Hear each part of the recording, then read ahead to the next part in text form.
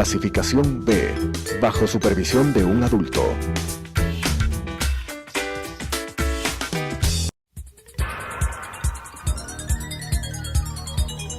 Las opiniones vertidas en este espacio por la producción y dirección del programa son de exclusiva responsabilidad de sus autores y de quienes intervienen en ellos.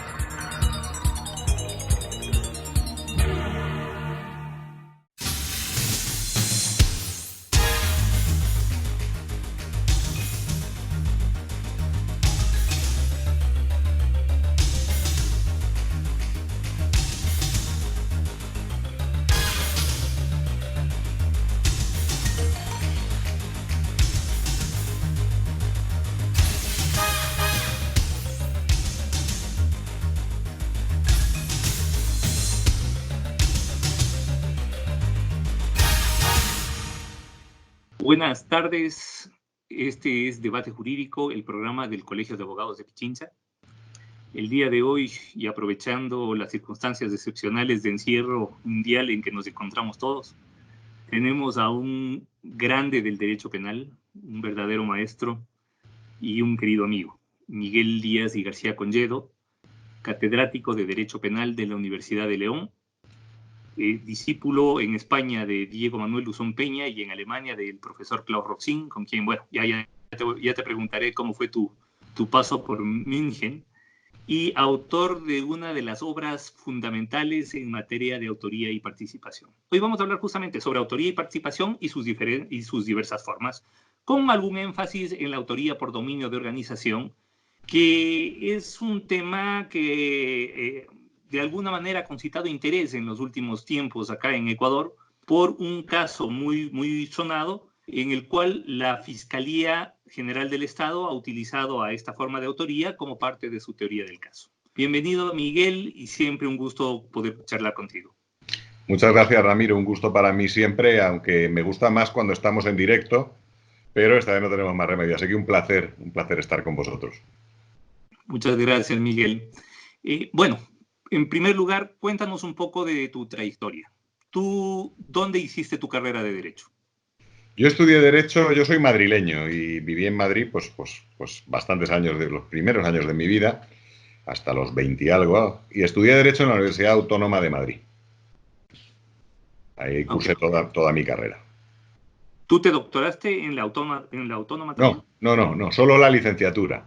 En la Autónoma yo había tenido un profesor en segundo de carrera en Derecho Penal que se llamaba Diego Luzón, al que has mencionado tú, y que, a través de otras personas me contactó al acabar la carrera. Él acababa de acceder a su cátedra en la Universidad de León, la que ocupo yo ahora mismo, y empezó a hablar conmigo y me empezó a decir que si no me gustaría dedicarme al derecho penal y entonces incorporarme a su equipo aquí en León.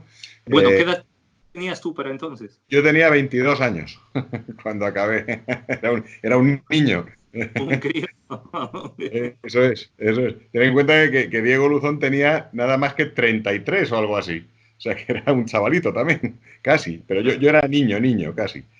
Y sí, y me dijo, entonces, de cierta manera me convenció, aunque mi idea era hacer otras cosas. Pero a mí la verdad es que me había gustado mucho las clases con él. Y me imaginaba la universidad como un sitio bonito, etc. Total, que renuncié a otra serie de cosas y también renuncié a ofertas de otros profesores, no de penal, sino de varios, en la propia Universidad Autónoma.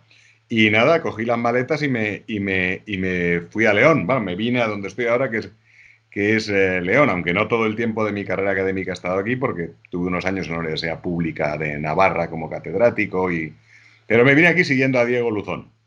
Así es. Qué bien. Bueno, y luego, ¿cuándo te fuiste para Alemania? Pues al poco de llegar en la oferta de Diego Luzón, que tú conoces muy bien a Diego, y creo que nuestros telespectadores, algunos también, él habla mucho, siempre ofrece muchas cosas a la vez. Y en parte de esa oferta le dice, y enseguida, al poco que llegues, tienes que... te vas a ir, pedimos una beca, pides una beca del Servicio Alemán de Intercambio Académico, del DAAD, y te vas a Alemania, porque allí se estudia, en fin, todas estas cosas.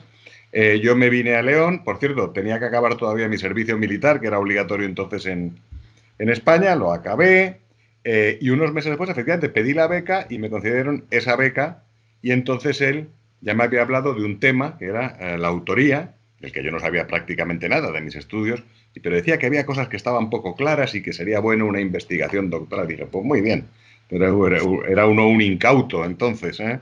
Pues muy bien, y te vas con el profesor Klaus Roxin, que es el máximo especialista en esto, que es así, me lo describía, alto, como hablan, y te vas para allá. Y así me fui yo a Alemania, 4 meses a un Goethe-Institut a perfeccionar alemán, que tenía muy poquito, la verdad, y después me fui a Múnich con Roxin. Y estuve 2 años ahí, ¿no? Bueno, ¿y qué tal la cátedra? ¿Qué tal haber estado en la cátedra de Roxin? Era la época, bueno, tú estuviste con Schünemann. No, Schünemann todavía no. Bueno, llegó, digamos, a mitad de mi estancia, o al final de mi estancia, o mitad, se jubiló Arthur Kaufmann en el Instituto de Filosofía del Derecho Penal en Múnich y llegó Schünemann con su gente, pero yo no. Yo en ese momento aparecía por allí mucho Wilfried Böttger, que en paz descanse, y algunos otros más, ayudantes de distintos países de Roxin, ¿no? Roxin era un hombre de 50 y pico años, más joven que yo ahora, y a mí me parecía un viejo, claro. Era muy simpático siempre. Yo el día que entré, el primer día muerto de miedo a saludarle, que me dio cita para conocerme, y decía, ya verás tú, qué miedo yo con mi alemán, este señor tan importante y tal. Y lo primero que me dijo, me hizo pasar, me sacó una botella de vino, un vino español, por cierto, puso 2 copitas, vamos a tomar un vino, Herr Díaz. Y así todo, me empezó a contar, empezamos a hablar. Y muy bien, yo me sentí allí muy bien, acudí a sus clases, que tú que creo que sí le has visto alguna vez explicar.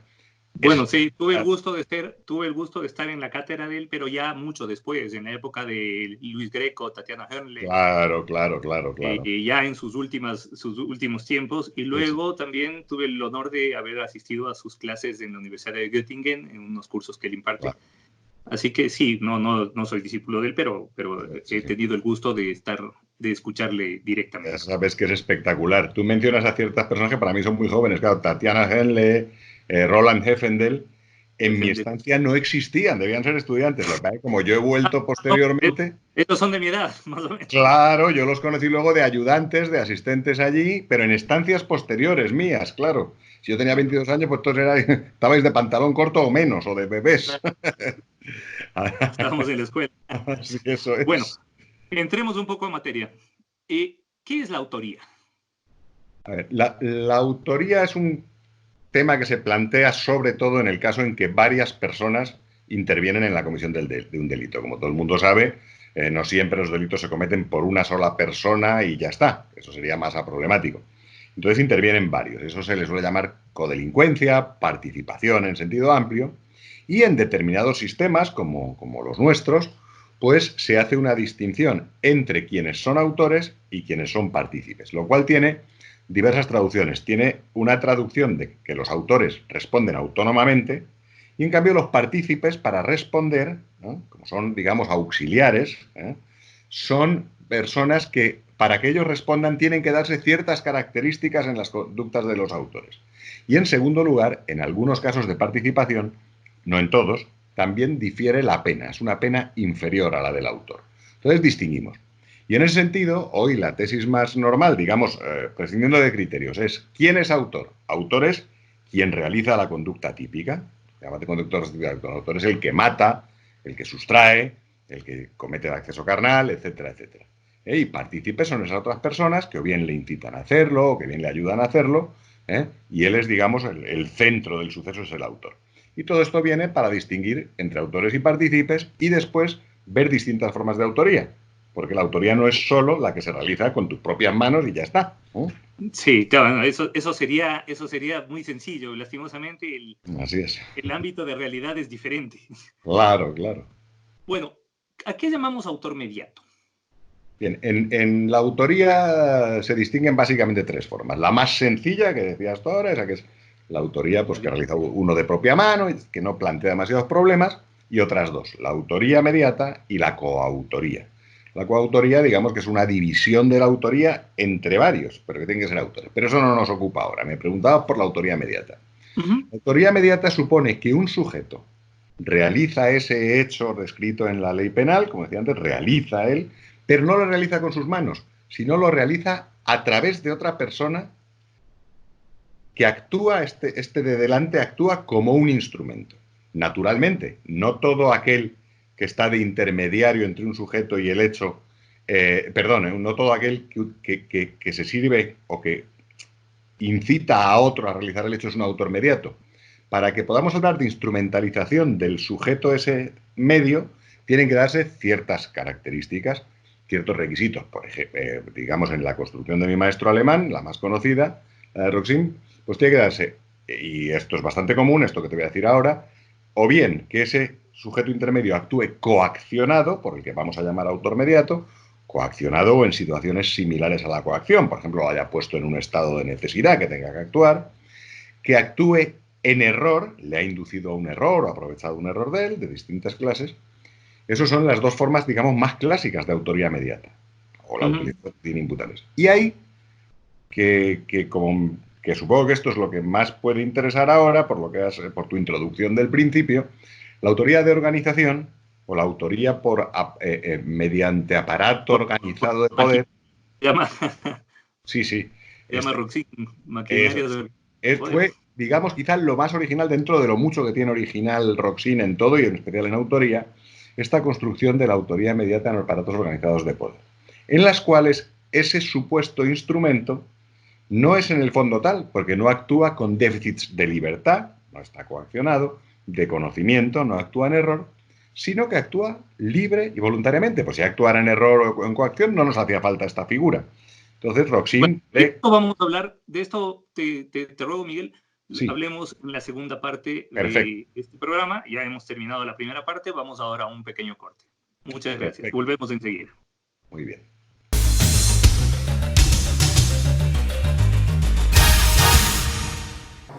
Adriana, cancélame todas las reuniones. No voy a ir a la oficina. Estoy con una jaqueca que no aguanto. ¡El jefe no viene!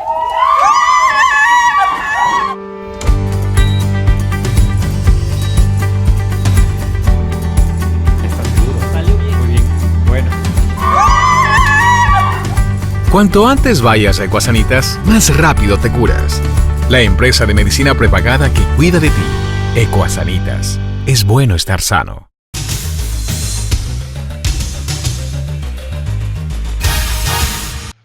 Volvemos con la segunda parte de Debate Jurídico, el programa del Colegio de Abogados de Pichincha. Hoy contamos con un experto internacional en materia penal, un penalista de referencia sin duda, el doctor Miguel Díaz y García Conyedo, catedrático de Derecho Penal de la Universidad de León. Miguel, en esta segunda parte abordemos, si te parece, la autoría por dominio de organización, que de lo que yo recuerdo fue planteado por el profesor Klaus Roxin en 1963 en su libro, aunque ya previamente me parece que lo publicó en un artículo o lo trató de publicar en un artículo. Sí, lo trató de publicar en una de las revistas alemanas más importantes, digamos de las dos más importantes, y no queremos decir el nombre, y se lo rechazaron por la trascendencia que tenía aquello. No porque fuera malo, claro. Fue una especie de censura. Y afortunadamente la revista alemana más antigua, el Goldanes Archiv für Strafrecht, se lo publicó de todas formas inmediatamente y ya después desarrolló la tesis en el libro, como tú bien has dicho, en Täterschaft und Tatterschaft. Bueno, ¿qué es la autoría por dominio de organización? Bien, Roxin la concibe como una forma más, la más novedosa, de las que se habían visto hasta la época, de autoría mediata. La autoría mediata, como hemos dicho antes, si no me equivoco, consiste en la realización del hecho típico a través de una persona que actúa como instrumento. Entonces, en las dos formas más importantes, ese instrumento es tal instrumento porque está coaccionado o cosas similares por el de atrás, o está engañado, inducido a error por el de atrás. Y en ese sentido se puede decir que el de atrás realiza el hecho a través de él. Pues bien, en este caso, lo curioso, en el nuevo caso de Roxin, la autoría de organización o por aparatos organizados de poder, es que los sujetos de delante, eslabones de una cadena de un aparato de poder, y el ejecutor último, ni están coaccionados, ni cosas similares, ni están engañados, sino que el propio funcionamiento del aparato, como tal aparato organizado de poder, con una serie de características, garantiza al transmisor de la instrucción o la orden, en primera instancia, y a los que la van transmitiendo, los eslabones intermedios, que al final alguien, al que no hace falta ni siquiera conocer, puede no conocer en su vida, la ejecutará. Todos esos intermedios, que luego podemos ver qué requisitos se requiere para que exista verdadero aparato organizado de poder, serían autores mediatos por dominio de organización, y el ejecutor sería un autor inmediato, normal y corriente, autor inmediato. Todos ellos serían autores, supuesto autor tras el autor. Es decir, en la figura de la autoría por dominio de organización, todos los intervinientes, desde la cabeza hasta hasta los autores directos, ¿todos los niveles se consideran como autores?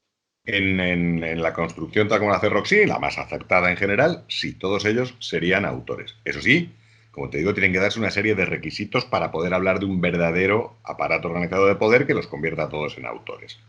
Bueno, ¿cuáles son esos requisitos? Primero, que sea un verdadero aparato organizado de poder, no que se junten varios y ya está, sino que sea un aparato organizado de poder. Segundo, que ese aparato opere al margen del derecho. Luego, si quieres, podemos ver qué significa eso del margen del derecho, porque puede ser el propio Estado el que actúa al margen del derecho. Y tercero, que esos eslabones y ese ejecutor, esta es la peculiaridad más grande, sean, aunque son personas libres, responsables, conscientes, etcétera, etcétera, si se niegan a realizar lo que se les pide, podrían ser sustituidos siempre por otro. Eso quiere decir que cada uno de ellos es fungible, sustituible, reemplazable por otro. Eso es lo característico del aparato como lo concibe Roxin, que sin necesidad de coaccionar ni de engañar, como si no lo hace uno, lo hará otro, y si no otro, y si no otro, y si no otro, el de arriba se garantiza que haciendo así se va a cumplir lo que él desea, por uno o por otro, sin coaccionar, no conociéndolo, no sabiendo quién es el último que ejecuta, ese que dispara en el pelotón o que gasea a los judíos en la cámara de gas. Es decir, a diferencia de la coautoría, en la autoría por dominio de organización no se requiere ni siquiera una relación directa entre la cabeza y los últimos ejecutores. Efectivamente, así como en la coautoría lo que sucede, también en la propia construcción roxiniana, es que se da una división horizontal del trabajo. Eso sí, los coautores se diferenciarían de otros partícipes en que cada uno de ellos realiza una función tan esencial para el plan que si no el plan se cae. Pero están todos así y dependen todo el rato uno de otro. En la autoría por aparato organizado de poder, el de arriba no tiene por qué conocer ni siquiera al siguiente y mucho menos al ejecutor. Pueden no conocerse nunca. Son todos autores plenos, además, no coautores. Son todos, cada uno de ellos es autor por sí mismo. Topaste hace un momento un tema que me parece importantísimo. Esta figura de la autoría por dominio de organización, ¿se aplica solamente a los carteles, a las mafias, a las cosas nostras, o puede aplicarse también a estructuras dentro de gobiernos, digamos, que actúan en la legalidad? Vamos a ver, el requisito, de hecho, Roxin, la primera vez que formula la tesis, está pensando, y así lo dice, en el aparato organizado de poder estatal del nacionalsocialismo alemán. Luego él lo extiende a todos los casos que tú decías, eso, algunas organizaciones terroristas, paramilitares, mafias, etcétera, etcétera. Pero piensa en eso. Lo único que requiere es que, aunque sea el Estado, sea un Estado que opera al margen del derecho. Todo él o un sector de él. Por ejemplo, es decir, se puede dar en estados, digamos, que están estructurados democráticamente, que funcionan dentro de cierta institucionalidad, pero hay espacios de criminalidad organizados en los que podría aplicarse esa figura, ¿o no? Así es. Y de hecho, por algún ejemplo de esto se ha tenido incluso en la jurisprudencia de algún país como Colombia, con algún sector del ejército, dentro de un ejército que normalmente funcionaba democráticamente, dentro de un Estado democrático. Pero se crean lo que algunos ya han llamado a veces las cloacas del Estado, que en España también hemos tenido casos, y en casi toda parte. Digamos que sería un aparato al margen del derecho dentro de un Estado que puede ser de derecho. Es verdad que hay veces que todo el Estado está fuera del derecho, ¿no? Sí, bueno, claro, en el caso del nacionalsocialismo, por supuesto. Pero, por ejemplo, en el caso de Perú y Fujimori, a él, claro, había un gobierno, una estructura estatal, institucional, funcionando con aparentes visos de legalidad, sin embargo, de lo cual dentro de esta había estructuras dirigidas hacia la comisión de delitos. Lo que pasa que en Perú, que es muy conocida esta tesis, se ha aplicado muchas veces, no solo el caso Fujimori, sino precisamente al movimiento terrorista que más triunfó en Perú, Sendero Luminoso, se utilizó también esta estructura, pero en el caso de Fujimori se llegó a entender, tienes tu razón, no que todo lo que hiciera el Estado fuera al margen del derecho, pero que una maquinaria estatal muy grande, empezando por el propio Fujimori, Montesinos y todos los que fueron puro aparato fuera del Estado que ordenaron matanzas, ¿verdad? La Cantuta y alguno más, que se ejecutaron. Y efectivamente, la jurisprudencia peruana, no puedo entrar aquí a detallar si con toda razón o sin ella, aplicó la tesis que conocía muy bien de Roxin para condenar al presidente autogolpista Fujimori, ¿no? Así fue, porque entendió que eso era un aparato organizado de poder, aunque no todo lo que hiciera estuviera al margen del derecho, pero en buena medida sí. Ok.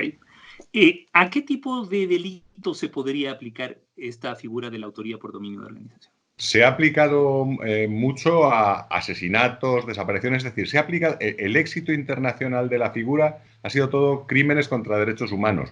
Por ejemplo, el primer lugar donde se aplicó, aunque luego se acabó condenando en última instancia como cooperadores necesarios, como una forma de participación, fue en los juicios a las juntas militares en Argentina. Cercano de ello estuvo también la sentencia respecto del asesinato de Orlando Letelier, el canciller en el exilio de Chile, ¿verdad? También. Después, en la propia Alemania, se ha utilizado en relación con algunos actos del Partido Socialista Unificado, el Partido Comunista que regía la Unión Soviética, se llamaba Partido Socialista Unificado, la Unión Soviética, disculpas, la República llamada Democrática de Alemania, la Alemania del Este, en relación con los disparos del muro y algunas otras cosas. Se ha aplicado en Perú muchas veces, se ha aplicado en Colombia, convive con lo que ellos llaman la coautoría impropia, pero se ha aplicado también en casos de paramilitarismo y guerrilla, en Perú ya he dicho, en casos de terrorismo y de también aparato estatal, Fujimori, ¿verdad? Y sí. Mira acá ahora, en Ecuador, Fiscalía ha planteado justamente esta forma de autoría dentro de su teoría del caso en un caso de una estructura de corrupción. Así que es un caso nuevo y bastante interesante en lo jurídico. Sería muy interesante, que no conozco el detalle, pero lo que ocurre, no sé cómo será el caso ecuatoriano, pero hay un precedente, por ejemplo, en casos de corrupción, que fue el caso Mensalao en Brasil, en que el tribunal dijo, esta es la mía, aquí condeno a todo el mundo gracias a la estructura roxiniana. Y salieron autores como Greco o Roxin diciendo, no, que no se dan los requisitos. Es decir, lo intentó, pero, por ejemplo, negaban Roxin y Greco que hubiera fungibilidad de los eslabones intermedios y de los ejecutores. Es decir, no basta con que sea una organización, sino que tienen que darse los requisitos roxinianos. Sin duda. En una trama de corrupción, por supuesto, probablemente hay aparato, es seguro que opera al margen del derecho, pero habría que comprobar muy bien, por ejemplo, la sustituibilidad de cada uno de los ejecutores e intermedios. Si se diera, para quienes aceptan abiertamente esta tesis, se podría aplicar. Yo, por cierto, he tenido dudas toda mi vida, porque le veo cosas muy parecidas a la autoría, pero otras no tanto, como que cada uno sea libre y responsable. Y creo que a veces la participación, la instigación, la inducción nos puede ayudar también. Pero, en fin, estamos hablando de la construcción esta y no de mis propias tesis en este momento. No, bueno. Por cierto, pero esta me parece genial, es una construcción genial, valiente de Roxin, que hizo nada menos, por eso le censuraron el artículo, que toda la gente que estaba juzgándose en Alemania del aparato nacional socialista, jerarcas intermedios, etcétera, que les condenaban siempre, fíjate, como cómplices, con pena inferior a la del autor, con el argumento de las viejas teorías subjetivas que regían en Alemania, de que ellos actuaron en interés de otro, subordinados a otro, que era el Führer, ¿verdad?, que interpretaba el sano sentido del pueblo alemán. Roxin llega con esto y hace que, pide que todas las penas de esos sujetos pasen de complicidad a la de autoría, a la mayor. Claro, por eso era muy valiente la tesis y por eso esa revista tan prestigiosa, la primera de ellas, no se lo publicó. Bueno, pero a la final la jurisprudencia del Tribunal Supremo alemán terminó adoptando la teoría de Roxin. Me parece que en la década de los 90, si no estoy mal. Sí, incluso tiene alguna, aunque sea obiter dicta, incluso antes. La doctrina alemana, por supuesto, una buena parte. Algunos fueron más lejos todavía que Roxin, diciendo que da igual que haya aparato o no, que lo importante es que haya gente muy dispuesta a realizar el hecho. organizadamente o sin organización. Es decir, tú te vas a un Eso lugar... ya es un criterio muy amplio. Sí, claro, amplía la autoridad inmediata una barbaridad. Te vas a un lugar de ampones donde sacas billete para dar un susto a alguien, sabes que lo vas a conseguir casi siempre. Hay mucha gente dispuesta a ello. Eso para ellos sería autoría inmediata. Yo creo que tan lejos no se debe ir, desde luego. Totalmente de acuerdo, yo estoy de acuerdo contigo. Bueno, Miguel, te agradezco muchísimo. Ha sido, como siempre, un honor poder compartir contigo. Ojalá la próxima vez lo podamos hacer en vivo, como siempre lo hemos hecho. Y muchas gracias por compartir tus conocimientos con todos. Muchas gracias a vosotros por acordaros de mí. Ya sabéis que estoy a vuestra disposición siempre. Yo también deseo hacerlo en vivo y quiero aprovechar para mandarte a ti, a tu familia, a los amigos de allá y a todos los ecuatorianos realmente mis mayores deseos de que frenéis esto un poco antes que en España y que en todas partes, en Ecuador, en España y en el resto del mundo, logremos frenarlo y volvamos a vernos en directo y a compartir y a poder vivir como hemos vivido siempre, ¿eh? Así que un abrazo muy fuerte para todos. Muchas gracias, otro abrazo para ti. Esto ha sido Debate Jurídico, el programa del Colegio de Abogados de Pichinche.